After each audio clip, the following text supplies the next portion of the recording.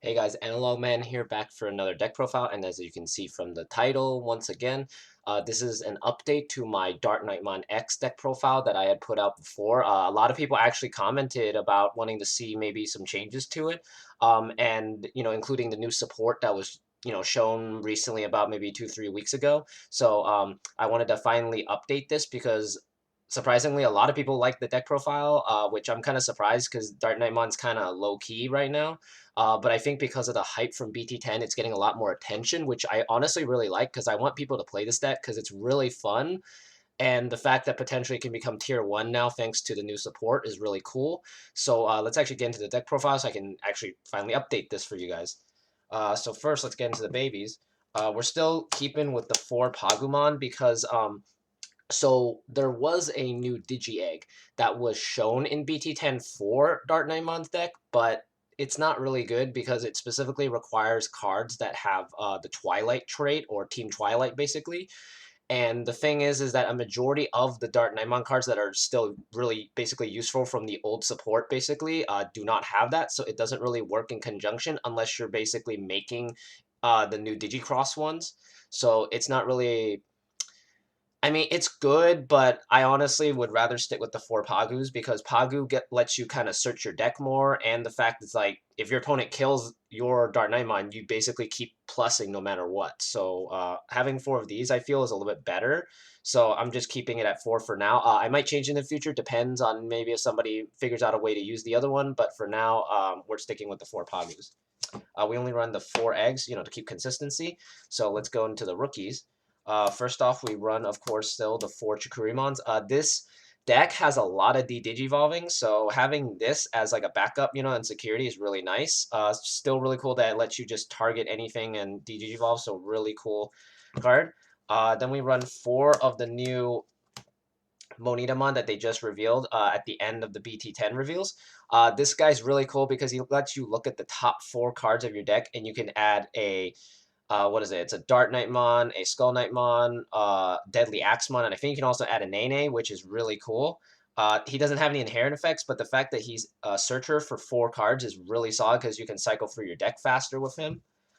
Then we are running the Monitamon from BT7, who also searches the top 3, or he searches the top 3 instead of the top 4. But he can only add a Nightmon or Deadly Axemon. But the cool thing is that this one specifically specifies Nightmon, or actually, wait, no, I think both of them actually specify Nightmon. So you can actually, with both of these, you can grab Lord Nightmon or the old yellow Nightmon, which is really cool. And then this one grabs a only grabs a Deadly Axe as well. So it's not as good as the new one, but they're both pretty solid. So you basically already have 8 searchers with the rookies, so really solid. And then to round out the rookie count, I run 2 of the Monitamons from BT5, basically just to summon him out. And then technically what you could do is you could actually replace all the Chikuris with Monitamons, and you can just kind of use his secondary ability, but I only have him as a basically like a rookie to evolve here in the raising. So he's just kind of a backup, but that's all the rookies we run. We run 14 because we run a lot of level 4s. So it's good to see a rookie that you can use to evolve in security or hard play so you can evolve next turn. Let's actually get into level 4s, which are the main power of this deck, basically, aside from the Darknightmons. So first off, we have the 4 Skullknightmons. I switched these down for now until I can get all of the alt art cards, basically. So this is just a normal rare for now. Skullknightmon's really busted. When attacking, if you have a Deadly Axe on field, you can basically fuse him into a Darknightmon in your hand for 0 cost, basically. And by doing that, you basically get a Darknightmon that has security +1 and +2,000. So it's swing for 2 checks at 9,000. And that's really powerful, especially in BT9, BT10, because no matter what, you're basically guaranteed to hit the 2 security and then die and then resummon your material, and then you can digicross and just keep going basically, and or digivolving your opponent's stuff. So you can actually combo really fast with these guys, so really nice. Then we're running, of course, the 4 Deadly Axemon because this is our 3rd searcher of the deck because he lets you look at the top 5 cards. So now you have one that looks at the top 3, the top 4, and then the top 5. And this one specifically adds up to 2 Nightmon cards, and it doesn't specify any type of Nightmon, just any Nightmon or any card that has Nightmon in its name, it can just grab it. Really cool. And plus, as I mentioned before, it gives Knightmon or apparently Bagramon, which we did not get in BT10, which is really strange. It also gets 10,000. Really cool. Then we run 4 of the new Big Axe mode. Big Axe mode is actually really cool because he is also a searcher as well. He looks on the top 3 cards of your deck, and then you get to add one Deadly Axe, Nene, or Skull Knight, basically. So you basically get to search again with these. So essentially, you have about let's see, 1, 2, 3. You have 4 searchers, and each one are at 4. So you basically already have 16 searchers in the deck already, which is insane for a deck. Honestly, as I mentioned before in the previous deck profile, this deck has almost as much search power as Alphamon. Honestly, I feel it has more, and it's just insane how much power you can get off of these. And then, of course, we run 3 of the Cavalier mode. These are the actual official ones, finally. I just went to a BT8 pre-release today as a recording uh, on the 17th or whatever, but it's really cool. I just went to a pre-release, and this guy isn't really as crucial as it is from like the last deck profile. I actually might drop this down to 2 because you honestly don't really need this much, but I just have him here because the cool thing is that you can evolve this on top of a Skull Knight, and then you basically get a guy that hits for 2 security checks or jamming, so you're basically guaranteed to punch through anything as long as it's not an option, so it's really nice. But yeah, that's all the level 4s we run. They're all Darknightmons and our Deadly Axes. And oh, before I forget, Big Axe and and Cavaliermo both count as a Deadly Axemon and a Skull Knightmon. So all of these can be used for materials for your level 5s. So no matter what, you will always be able to make your Darknightmons, which is really nice.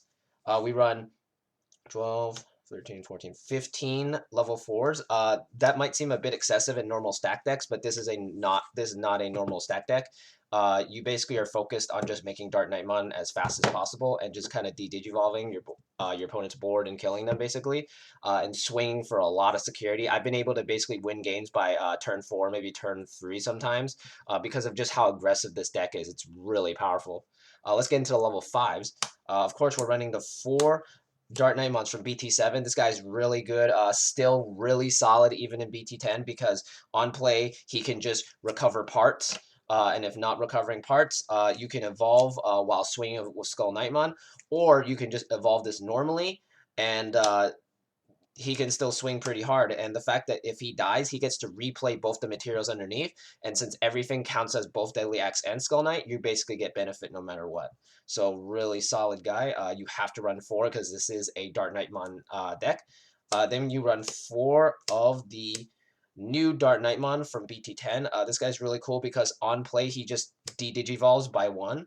But the cool thing, I also forgot to mention this with Big Axe. If you manage to digicross, you can reduce his cost down from 4 to 2. And then in this case, you can reduce his cost by 2 for each material. So you reduce him, if you get both materials, you can reduce him down to a 4. And he gets to pop a level 5 cost or less Digimon on the field. So the D-Digivolve actually helps with that. And then the other one lets you pop a 4 cost or less, I believe. So really nice. Like this guy's really busted. And of course, he does have an on deletion effect. On deletion, you can basically recover one of your level 4 blacks from underneath, and then you get to replay something else from the source. So you basically just go grab Skull Knight, and then you play Deadly Axe and search again, and you just keep searching off of everything basically.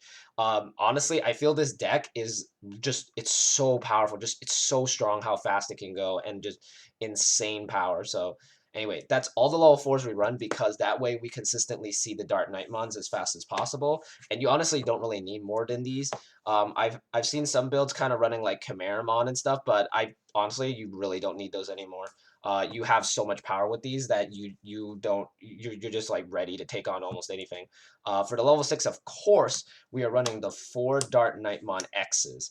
Darknightmon X is really busted and really overpowered. I honestly do not understand why they gave this guy so much power, because originally when the first reveals came out, the Crossheart deck and the Blue Flare deck were really powerful and had a lot of potential, but the problem is that the new ability of material saving tucks material for digicrossing underneath a tamer, and this guy specifically on evolution pops a tamer, any tamer, including your own tamer, if you really wanted to.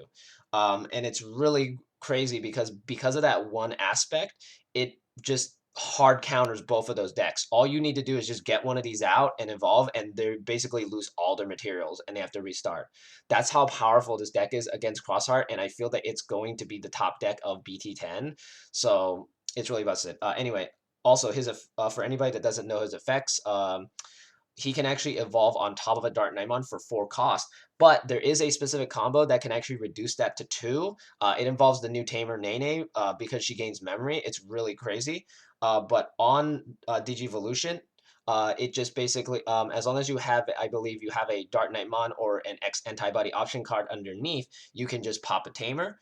And then because this is a black purple, of course, if it dies, you can replay any Darknightmon card from your trash. So once this hits trash, you can replay the card from underneath it and then just remake it again. And then if you have another Darknightmon X next turn, you just replay it again.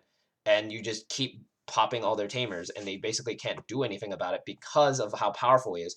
With the materials from your level 4s, this guy usually can't, I've actually been able to swing for 14,000 for 2 security, like, consistently. So really powerful. That's all for the level 6s. We don't run any more for now because we're still, as I said, focused just on getting him out and just going for game, basically. Then for the option cards, we run, of course, 2 Prime Memory Boosts because a lot of the cards in this deck are still 4 cost or lower. So still really solid of a card. Just it's not as good because there are some cards like the Darknightmons and the Darknightmon X's that are too high. So having 2 is still pretty good. It's not too bad, but just having 2 is good for now. Then we're running 3 of the new Nene Tamer because of course she isn't a memory setter, but the fact that she can search cards for you on play, it lets you basically add anything from your deck. It can even add a Moninamon, I believe. Really cool. And then of course on deletion, it gives you +2 memory. So in conjunction, as I mentioned, the combo where you basically evolve, pop this, and it becomes a 2 cost. So if you're already at 2 memory and you have like maybe this, you basically are guaranteed a almost free Darknightmon X to swing for 2 security checks. And then for the last tamer, we're running 4 Izzies. I know that it's kind of weird to run 4 memory tamers, but this guy is actually still one of the best black tamers because not only does he set memory, but he also gains you a memory. If you look at all your the top 3 cards and they're all black, which the whole deck is basically black, so you basically will gain that memory, and sometimes that one memory can basically win you the game because hybrid is still a factor even in BT10. So having this could potentially put them to like 1 memory and they can't basically get you for game, which is really awesome. Um, but yeah, this is my updated deck profile. I haven't tested it yet, but I did manage to test. The previous build was already really powerful, but with this, I can potentially just make this for free without even having to waste memory. So I highly recommend trying out this build. It's really solid. With the Nenes, I think this deck is just gonna be blown out. Like it's gonna be so powerful that like it's gonna be able to match Alphamon honestly, because this deck is faster than Alphamon. Because the thing is, I notice is that this deck, even if you don't get all the pieces, you can still do something. While Alphamon, it's like if they don't get the crucial pieces, they basically can't build their stack fast enough. This deck doesn't need a stack. It just needs to get Darknightmon, and that's it. It's all you need. And then you just keep swinging until they basically lose. And by the time they even get Oryukenmon out, you basically have already won. And even if they kill this with Oryuken, you can just bring back a Darknightmon and de-digivolve their freaking Alphamon, and then what are they going to do? They can't do Oryuken anymore. So with the resolution of the effects, they won't have the ability to remove memory or gain back memory by detaching 7 materials. So yeah, this deck is really solid. The de-digivolving really hurts against any stack deck. So the fact that this deck does it consistently is super busted. But anyway, that's my new deck profile update for this. Thanks for watching, and let me know what you thought of the deck. Like, comment, subscribe, all that. All the typical stuff. But I'll see you guys next time. Peace out.